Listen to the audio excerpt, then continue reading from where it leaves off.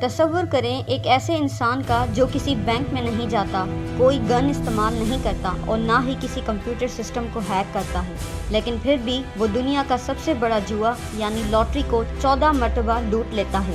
اور سب سے پاگل کر دینے والی بات یہ ہے، یہ سب 100% قانونی تھا۔ جب امریکہ کی سب سے بڑی ایجنسیز FBI اور CIA اس کے پیچھے پڑیں تو انہیں معلوم ہوا کہ اس شخص نے کوئی قانون نہیں توڑا، اس نے صرف میتھ کے ایک ایسے فارمولے کا استعمال کیا جس نے لاٹری کے نظام کی دھجیاں اڑا کر رکھ دی۔ یہ کہانی ہے اسٹیفن مینڈیل کی، وہ جینیس جس نے قسمت کے کھیل کو ایک بزنس بنا دیا۔ کہانی شروع ہوتی ہے 1960 کی دہائی میں رومانیہ سے، جہاں اسٹیفن مینڈیل ایک عام اکانومسٹ تھے۔ ان کی سیلری صرف $88 مہینہ، ایک ایسی جابرانہ حکومت جہاں غریبی عروج پر تھی۔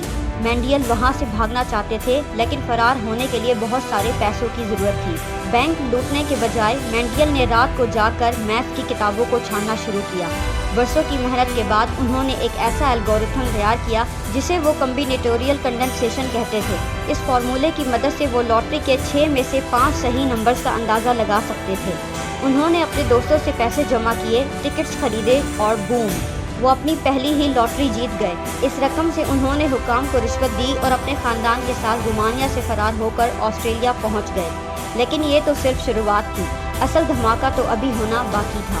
آسٹریلیا پہنچ کر مینڈیل نے محسوس کیا کہ اب انہیں نمبرز کی پیش گوئی کرنے کی ضرورت ہی نہیں ہے۔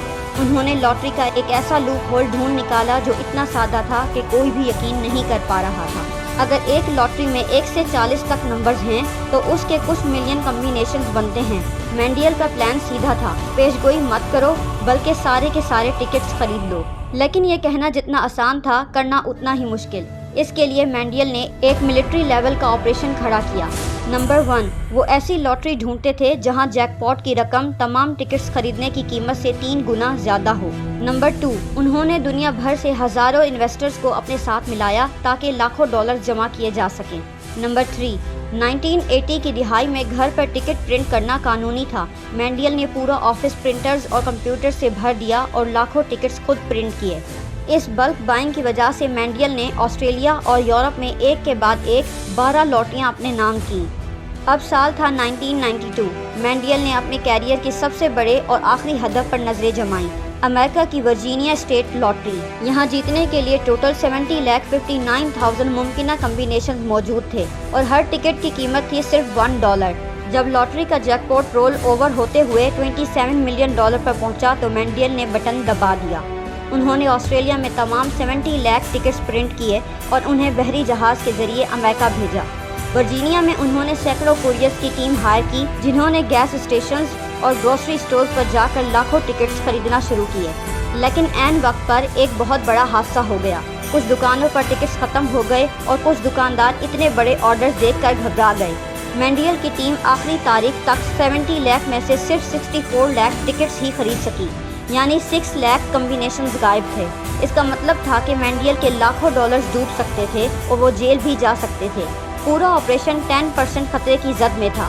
سسپینس عروج پر تھا، لاٹری کی مشین چلی، نمبرز نکلے اور قسمت نے ایک بار پھر اس میتھمیٹیشین کا ساتھ دیا۔ مینڈیل کے پاس وہ جیتنے والا ٹکٹ موجود تھا۔ انہوں نے نہ صرف $27 ملین کا جیک پاٹ جیتا بلکہ لاکھوں ڈالرز کے چھوٹے انعامات بھی اپنے نام کیے۔ اس اتنی بڑی جیت نے امریکہ کی حکومت کو ہلا کر رکھ دیا۔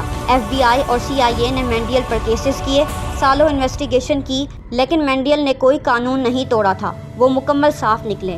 لیکن اس واقعے کے بعد دنیا بھر کی گورنمنٹس نے لاٹری کے قوانین ہمیشہ کے لیے بدل دیے۔ آج آپ گھر پر ٹکٹ پرنٹ نہیں کر سکتے، بلک میں ٹکٹس خریدنے پر پابندی ہے اور اب کمبینیشنز لاکھوں میں نہیں بلکہ کروڑوں میں ہوتے ہیں۔ مینڈیل نے لاٹری کے اس دروازے کو ہمیشہ کے لیے بند کر دیا۔ آج اسٹیفن مینڈیل دنیا کی نظروں سے دور بحر الکاہل کے ایک خوبصورت اور پرسکون آئی لینڈ وینواتو پر اپنی زندگی گزار رہے ہیں۔ وہ اب لاٹری نہیں کھیلتے کیونکہ وہ جانتے ہیں کہ انہوں نے تاریخ کا سب سے بڑا قانونی جوا پہلے ہی جیت لیا ہے۔